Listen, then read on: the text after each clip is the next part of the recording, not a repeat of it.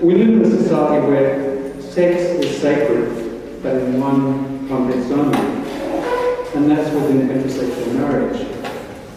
In all other contexts, it's suspect. My own view is that sex has the potential to be morally and spiritually transformative wherever it occurs, and that the restructuring of sexual relations is the key to political liberation. So my main aim as a queer activist is to bring about a change of attitudes towards it. And as a matter of strategy, this means trying to create more freedom for talking about it. Nick. Just started, well done. Drag up a seat. So this presentation focuses on these matters via the issue of gay marriage. I support gay marriage, but I think also it's a very limited reform. It entrenches the notion that sex is a private matter to be saved for the bedrooms of couples in a heterosexual marriage or a committed relationship, and reinforces all the heterosexual norms that are attached to this notion. But more of that later. To emphasise the discriminatory attitudes towards sex outside of marriage, or at least outside a committed relationship, I have a little exercise for you, with prizes to be won.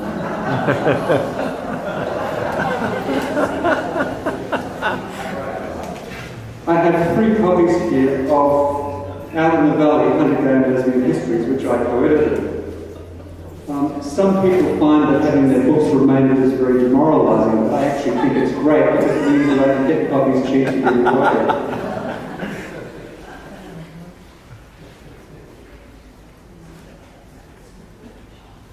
Nick is going to take around this raffle book, and what I'd like you to do is write your name on the stub, then tear off the detachable bit, and write on the back one negative word that applies to sex outside marriage.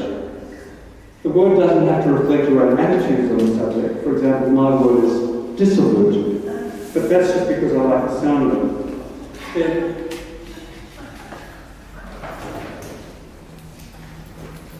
put the ticket in this hat, and the first 3 to be drawn at the end of the presentation will get a copy of the book.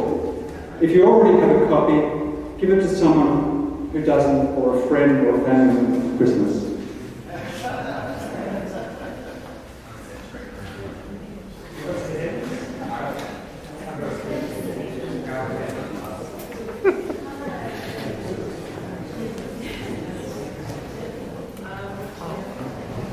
I've structured this presentation around 4 Hunter Valley identities who extended the range of what's possible to say about sex. And they belong to 4 different generations, each separated by a gap of roughly 20 years. They are Godfrey Tanner on the left, myself. Well, Godfrey Tanner was born in 1927. I'm on the right there, dressed as a sister of perpetual indulgence. This is at the Laman Street Fiesta in 1994. I'm handing out condoms. The person dressed in the condom outfit is my partner at the time. And I was born in 1948, so as I say, 20 years, roughly 20 years after Godfrey. The figure on the right is the artist Danny Martin, born in 1963, so another 20 years. And the figure on the left is Danny Martin, and the figure on the right is Nick Kelly, who is my co-representative, born in 1987. Going back to Godfrey, Godfrey will be known to some of you, either personally or by reputation. And there's not time here to provide any biographical details, except to say that he was a gay man, although he would have hated to be called this. A professor of classics at this university, and then he died in 2002. His relevance here is that in 1970 he proposed to the Anglican Synod a church blessing on homosexual unions, but Godfrey would have used the pronunciation homosexual because that was what the BBC had authorised. No doubt 41 years ago this would have been considered a very radical gesture. Today we're on the verge of seeing gay marriage legalised in Australia. Even if it doesn't happen now, most people assume that it's only a matter of time. So it's worth analysing the rhetoric surrounding this issue. Recently, the online activist organisation Get Up published an ad in support of gay marriage in the major newspapers.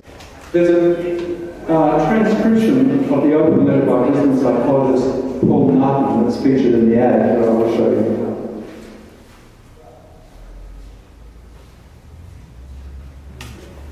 I've highlighted the part of the letter that I want to focus on. Growing up, we learn that marriage is often one of the foundations of a successful adult life, which much of society believes is an esteemed rite of passage. In other words, growing up, we learn that our society is structured by heteronormative institutions, of which marriage is the primary symbol, and that adapting to them, rather than resisting them, is the path to success. One wonders what is meant here by success, since it appears to exclude those of us who are single, or celibate, or polyamorous, or just sexually adventurous. We are implicitly failures, and all those nasty words that we're in the process of writing down apply to us, except perhaps to the celibates. I'm in the next generation after Godfrey, but I'll get my turn shortly.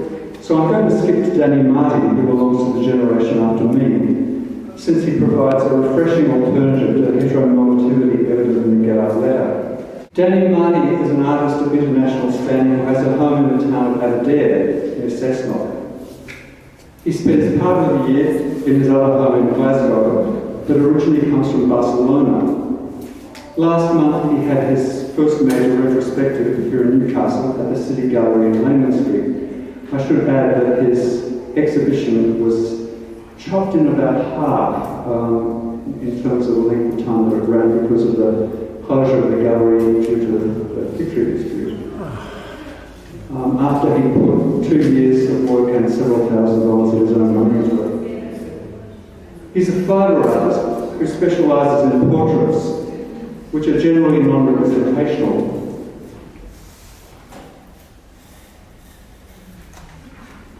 This work, for example, is a portrait of a Sydney underground identity called Trough Man.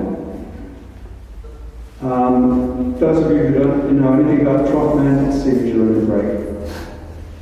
Marty's Bible work sometimes gives hints of being representational, as in this work, which is called Orifices. But it's his work as a video artist that visitors to the Newcastle exhibition found most confronting, since he films the subjects of his portraits talking about their sexuality, in particular, their sexual relationship to him.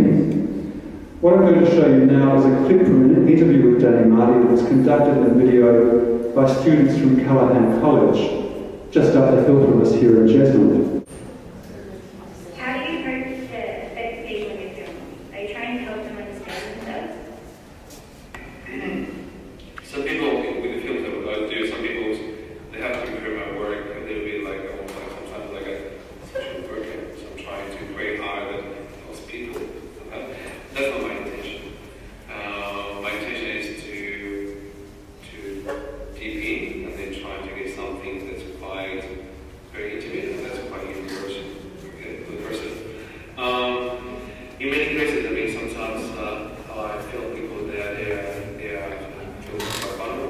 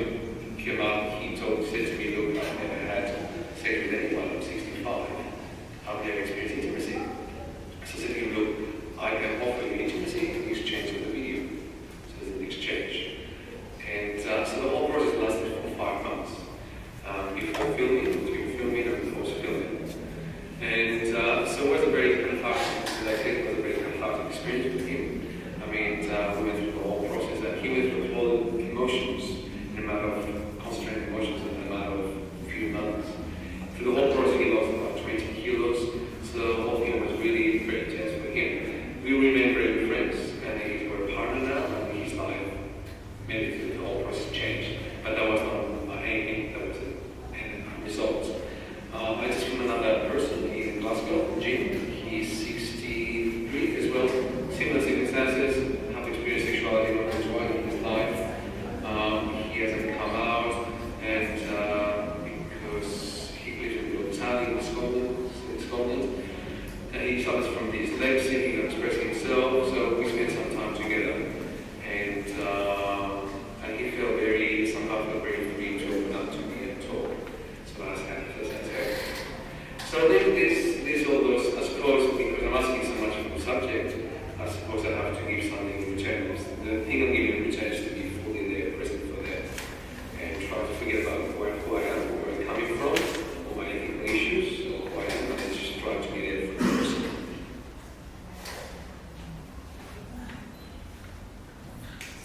I note here that Danny Marty lives with a male partner, but I've seen no indication that they're married, even though Marty's country of origin, Spain, was the third country in the world to legalise gay marriage. It's worth noting also that the age of consent for both sexes and sexualities in Spain is 13. The short clip that you've just seen is probably enough to suggest to you that Marty and his partner have a type of relationship that's not bounded by such a heteronormative institution as marriage. So far, we've covered Godfrey Tanner and Danny Marty. In the short time that's left, the presentation is going to be a bit more free form. Nick is going to interview me about issues relevant to the present topic, and then I'm going to interview him. I should note that this is going to be unrehearsed. Nick and I only met a week ago at the launch of Newcastle's new queer magazine called The Den. Nick has copies here to distribute. In fact, after we've distributed the 3 copies of Underbelly, perhaps the runners-up get their copy of The Den. So this is a little bit of a continuation of a conversation we had yesterday before, where I think we were allowed to meet upstairs, but it was fun anyway. So this was in relation to,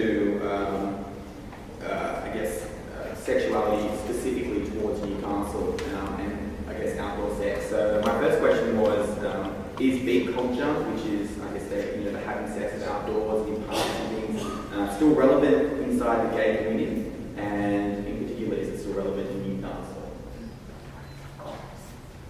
I guess in this, as in most other matters, I'm a pragmatist, that this, has been going on for, as long as we have historical records about this kind of subculture, and it's probably going to continue to go on.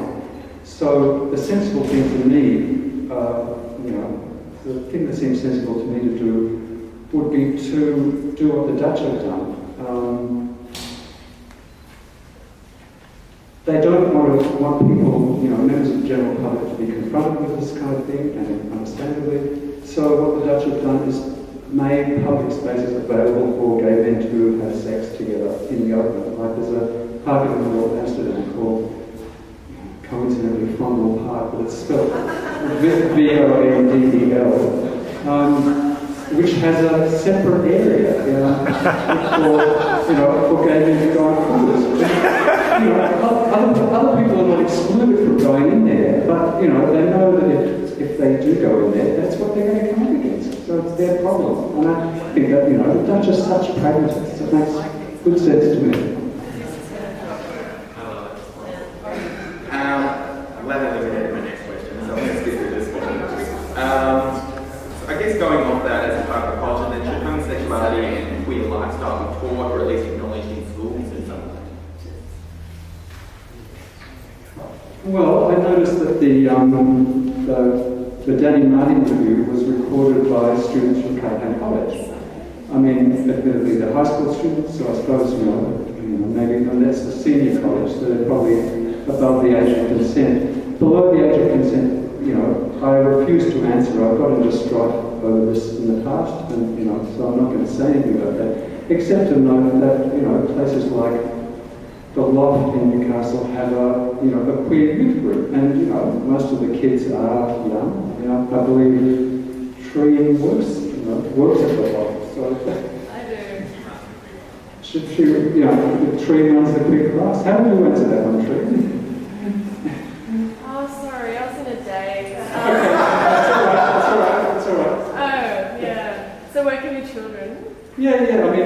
are the kids that you work with at the loft, you know, are they under 16, which is like over the age of consent? They're about 16. Okay, right, okay. So that's not so much an issue. I had 4, it's gone down to 2. So we have to contact a lot of schools and talk more with counsellors about giving them that option outside of school to have a safe place and a place they can relax and talk to each other. Great. Make friends. I don't think that we're going to have time for too many more questions from you to me, but so how about we start with me to you. When we first met at the launch, you were telling me how the Dead magazine came about, and it was a result of your disappointment with University of Newcastle. So can you tell that story? Yes, well, that's not really Newcastle here today. So Trina and I and a few others have been working on projects for a long time, trying to get them built up through review, and through other areas as well. And we hit a wall when it came to an idea of having, I guess, a queer safe space to occupy one of their buildings. They didn't have a problem with it themselves, there was no issue with it. I think the big concern was people walking in from the street and also the building owners themselves. So we still wanted to do this space, and we thought this space was important.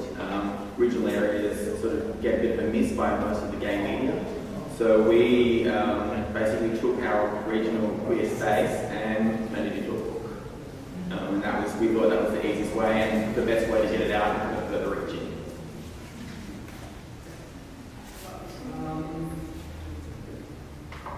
Another question for you. What about the whole gay marriage issue? I mean, do you see that as an option for you? It's a contentious issue. I wouldn't plan to get married. I would, even with the option, I would not get married. I think where my issue lies is with equality. Being told that I cannot get married and not having the option is where I find it frustrating. It shouldn't be a matter of the law being able to tell us whether we can do something as simple and as basic as get married when everybody else can. I think what needs to happen, this is my personal view, is there needs to be a separation between getting married in a church and getting married by law. The law is a piece of paper. It helps with our rights. It helps with. I personally, when I saw my sexy little link when I walked in, I had a brain aneurysm last year, and my partner can't make any decisions for me because he doesn't have that right. So for me, I'd like that to be, I guess, the closest thing. So at least a piece of paper to say he has as much rights as a partner as a husband. This might be a good place to have another conversation. Any comments? I don't know if you remember 1986, I think it would have been the first appearance of sexual indulgence in Newcastle at the Mustard Club. And it was an appearance of, it was a picture run by Newcastle Out Workers. And I think it was. Mother of Liz. Sorry? Mother of Liz, no doubt.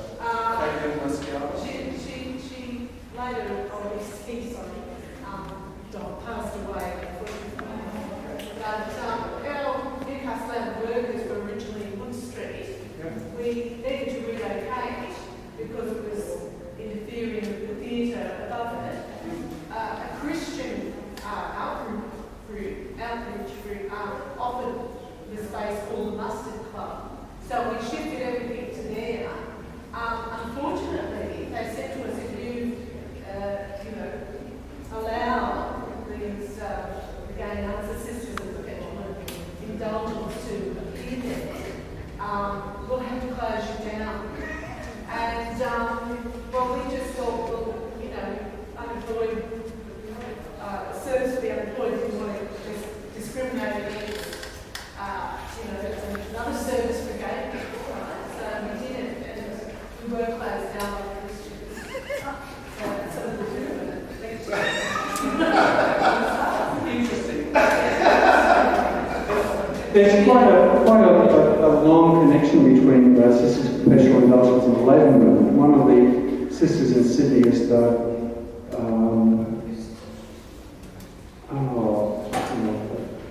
I've forgotten position. He's a secretary or something like that for the trade union movement somewhere. He does their overseas liaison. And in Darwin, my partner and I founded, or were co-founders of the Convent of the Sisters of Perpetual Indulgence in Darwin. Did we call it the Convent of Original Sins? No, I think it was the Newcastle Convent. And our first public manifestation was at the May Day event held by Darwin Transport Council. And, they invited us. Anyone else have other comments or questions? And now I can see why anthropologists and sociologists have so much fun at conferences. Thank you, Jim. And I think actually your paper and Peter and John's particularly are a real provocation for thinking about radicalism and what it means. And I think you take gay marriage, for instance. Maybe this is an issue where the traditional political definitions don't make any sense any longer, because in one sense you would think conservatives who support marriage and family would support something like that rather than radicalism. I think there's been some really interesting playing with that term radicalism and getting us to think, what does this really mean? And money the boundaries. Can we take one more question before we draw the raffle? Because there are still some people who are putting tickets in there. Yes. Just a couple of points. I mean, in some of the histories of Newcastle, you see reference to the yellow socks. The other issue was that there's always a progressive dream, it seems to be maybe post-1970, where there was toleration of gays ordained ministers within the Anglican Church. I just wondered if you have any comments on those. The yellow socks is treated in some detail in Underbelly, so rather than go through it, I'll just refer you to the book. The yellow socks is actually a myth. We interviewed one of the men who was the partner of the man who was supposedly the ringleader of the Yellow Socks Brigade, and he said, it's totally difficult. So his partner was had a clothing shop, and it just so happened that when he was arrested, the clothing shop had a display featuring yellow clothing in the window. So, it became a kind of popular joke around town here. This was the Yellow Socks Brigade. As for the second part of the question, again? So asking about there seemed to be the toleration between the Anglican Church, the Synod here, but ordained gay ministers in Newcastle. Is that true, or that's another myth? I think that is probably true. I mean, from my personal acquaintances, I don't know, whether that was policy, or whether it was personalities involved, or whether it's a result of Godfrey Tanner's lasting influence on Newcastle City. I have no idea. I haven't, specialised in that aspect of the research. Did we conclude that? Has everyone put in their slurs?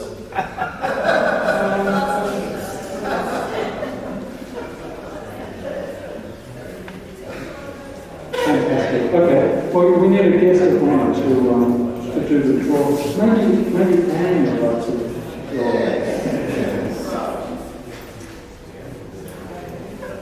You need to look up the numbers. No, 15. So, congratulations, Margot.